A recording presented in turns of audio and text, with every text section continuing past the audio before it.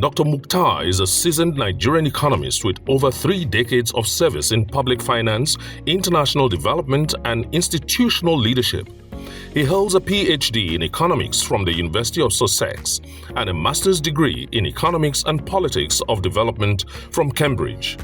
He served as Minister of Finance 2008 to 2010 and has held executive roles at the World Bank, African Development Bank, and currently serves as Vice President, Country Program at the Islamic Development Bank. He also co-chairs the UN Intergovernmental Committee of Experts on Sustainable Development Financing. Ladies and gentlemen, welcome to Mansur Muhtar, FCA. Very much, Chair. In view of the time constraint, permit me to stand on existing protocol. Let me first of all commend the ICAN for really bringing us together to deliberate on this important and topical theme, a theme that's been resonating with all of us here and has been a subject of discussion in other platforms. And I'm also glad to be here to speak, to share perspectives, thoughts and perspectives after having listened to the insightful update from the Honorable Minister of Finance, the Coordinating Minister for the Economy, in terms of the perspectives, progress, and prospects for the reforms that Nigeria has undertaken in the last 2 years since the inception of this administration. It's clear, and I'm glad that, I don't know if you had the chance to see the slides that were displayed by the minister, but I would say that pictures speak louder than words. And I hope that there will be an opportunity to share those slides with all the members of ICAN, depicting the progress that has been made in implementing these bold and ambitious economic reforms in the last 2 years. They're very compelling, really, and I'm happy that these opportunities, these platforms that are being provided give a very good window or portal for government policymakers to come and share perspectives, to really communicate policies and to engage with the stakeholders. This is very critical in sustaining momentum during these challenging periods. And it's particularly important in Nigeria, where we're facing a reputational overhang that over the years, due to experiences of opaque governance and corruption, and that people have somehow lost confidence in what the government is doing. So this is a very important platform, and I'm happy that I'm also being given opportunity to add a few words. And as I indicated, as was shown by the Honorable Minister in his presentation, and clearly I too was there are lots of things that I learned today about the progress that's been made in many areas. But the most importantly, most fundamentally, is really in restoring macroeconomic stability. And I think that we all acknowledge is a fundamental prerequisite for economic growth. No economy can move forward when you have such foreign exchange distortions, price instability, inflationary pressures, debt overhang, among other things, reserves that are really limited, that cannot sustain more than a few weeks of imports. So this, just to put things in perspective, this is really what was happening when this administration took over. And I have to really say that it was an enormous challenge. When many years ago, when I was Minister of Finance, all we had to contend with at the time was the global financial crisis.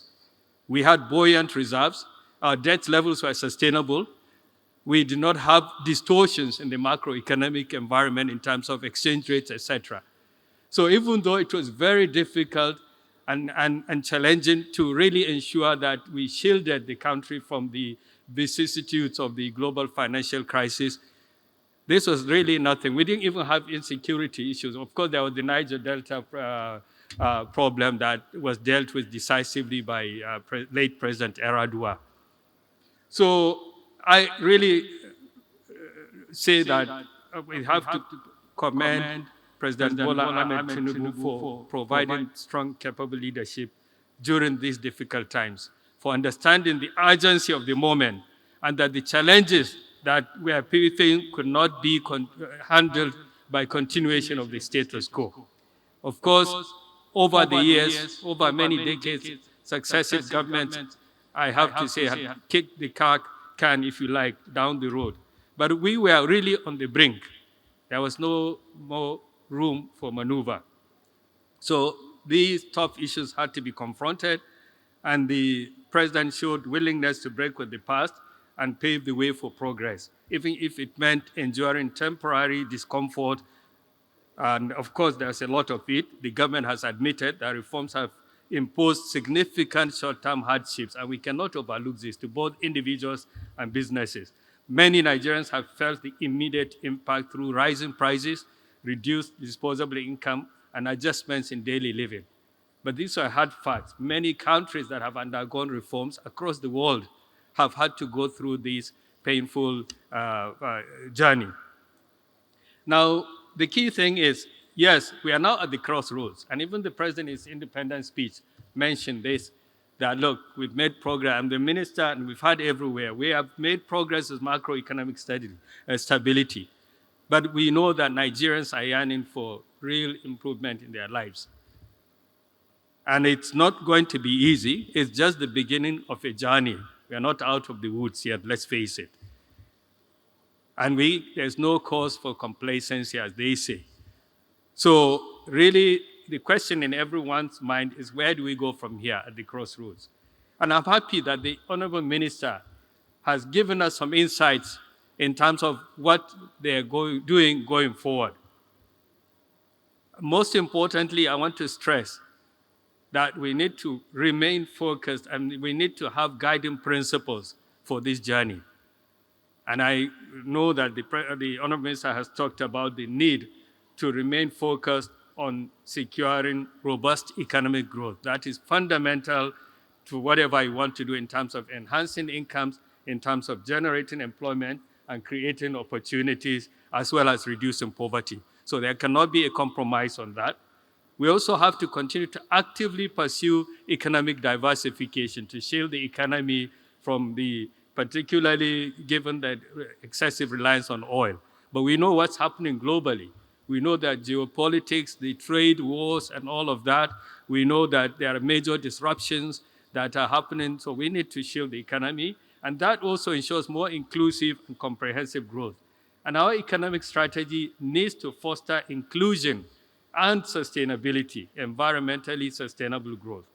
So that the Honorable Minister has talked about efforts at broadening, deepening, and consolidating reforms that have been embarked upon. And I think it's key.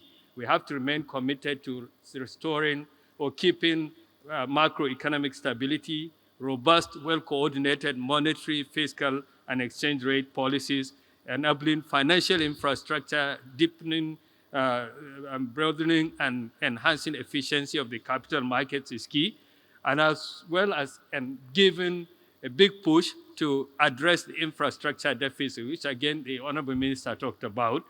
But I think that importantly, we need to focus on investing in human capital development, as well as really enhancing the focus on social safety nets to mitigate the impact of reforms. That is very, very important. The needs are huge, and more effort is needed in resource mobilization and in terms of domestic revenues, as well as looking at how we can ensure sustainable and prudent public borrowing, but also tapping into domestic capital markets, as well as FDI inflows, among other things.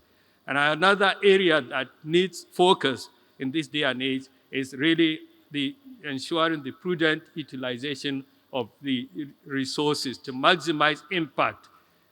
And again, I like the point made about the lowering the cost of governance, and more reflection is needed on that, more effort is needed. The Honorable Minister has talked about measures aimed at improving budgetary processes, enhancing quality and efficiency of capital expenditure, but we need to do more in terms of enhancing public procurement and financial management practices. We need strong institutions. We need to build strong institutions, capacity, building, and of course, governance. And governance is key, having good governance, transparency, etc. And again, really, I think the guiding principle we have to really ensure across all tiers, across all spheres, integrity is key. There's one saying that says, integrity, if you have it, nothing else matters. And if you don't have it, nothing else matters. So we've talked about security again and stability. And I want to focus on a particular area that the minister touched on, inclusivity, that the government indicator would want to pay attention to. I think it's clear that any reforms that we engage in entail short-term adjustment costs.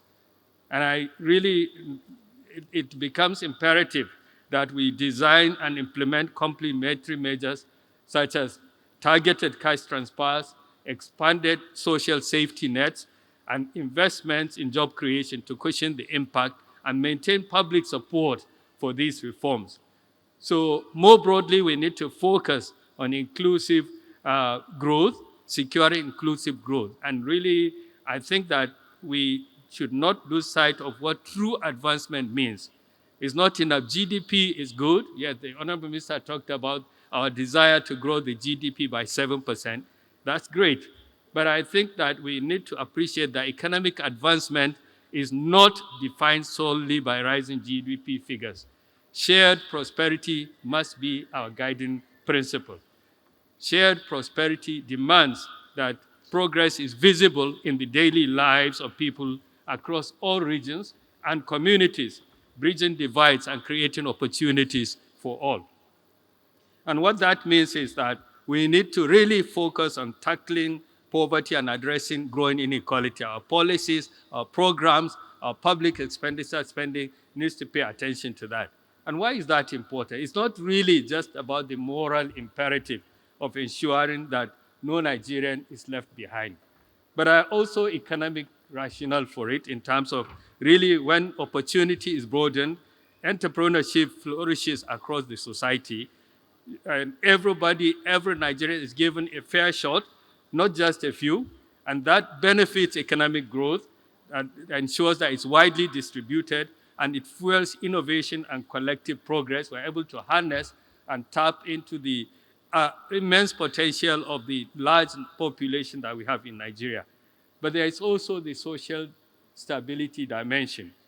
We know that a lot of the social unrest we're having, the distrust and the division, part of it is fueled by rising inequality and poverty. So if we want to build a more unified nation where prosperity is, we need to really inculcate that sense of shared destiny. People need to feel a sense of belonging, a sense of commitment to the nation. So lots of things the government needs to give priority attention to, expanding and streamlining its social protection programs. A lot is happening on ground, but we need to have more efficient targeting and digital payment systems to ensure broader and more reliable coverage. We need to consider piloting regional public works programs. We need to empower local communities, foster gender equality, and support small and medium enterprises. We need to really have targeted programs and policies that support sectors that create jobs. And we need to really focus on transparent governance and fighting corruption. This good governance and accountability are the bedrock of economic transformation, but they are also foundational for shared prosperity. It ensures that resources are used equitably for the benefit of the citizenry. So there is a long way to go in this journey. We have a lot of work. It's going to be an arduous journey, but we have basically a leadership that has shown its commitment to leading Nigeria on this journey. And as the Honorable Minister said, we need to really bring all hands on deck to support this journey. Government cannot do it alone, as he said. And I really want to say that if we have a well laid out program, we need to really continue to remain focused. So the discipline of focus is very important. The President has outlined a vision. It's a program. We need to remain focused on that and steady We need no distractions. I know there is the electoral cycle coming. There's a tendency, it's possible one could even begin to think about short-term gains versus long-term benefits of the country, but we really need to remain focused on that. We also need to have the discipline of implementation, meaning with relentless focus on results and outcome. Not just really on paper or budget resources, but we need to really measure actual outcome. But we also need to really monitor and track progress of the reforms, look at what we're doing, continuously think about how we can improve on it. And if we are making progress, learn from the mistakes, look across the borders, look at what other countries are doing. We're not living in isolation, in an island. See what we can identify that's helping move countries forward. Look at ways of domesticating and contextualizing it in our Nigerian context. Let's not be bounded. Let's not be constrained by dogma or ideology. Let's not deceive ourselves that Nigeria is different. We need to really look at cross and share, look at perspectives. We also need to think again about what we've been doing and look at ways of improving that. We can't assume that because we've been doing this way, that is okay. But importantly also, we need to think ahead and anticipate new challenges. We are living in a world, in a global environment that is full of disruptions. I've talked about geopolitical unrest, I've talked about trade wars, we've talked about climate risk, we've talked about digital disruptions. So we really need to be on our feet wherever we are in whatever sphere, but particularly the leadership. We need to be able to focus and prioritize and move forward. There are challenges ahead, and we have to move forward. And it's not going to be easy. We will have to consider ways of looking at how we can, because of the limited capacity also, we need to look at ways of prioritizing and sequencing some of these things. We cannot do everything alone or at the same time. So we have to prioritize and sequence and phase as appropriate. But we have to have hope above all. We have to have hope. Nigeria is a great nation that has tremendous potential. We have enormous resources. We have good people who are willing to move the country forward, and we need to keep hope alive. Thank you very much.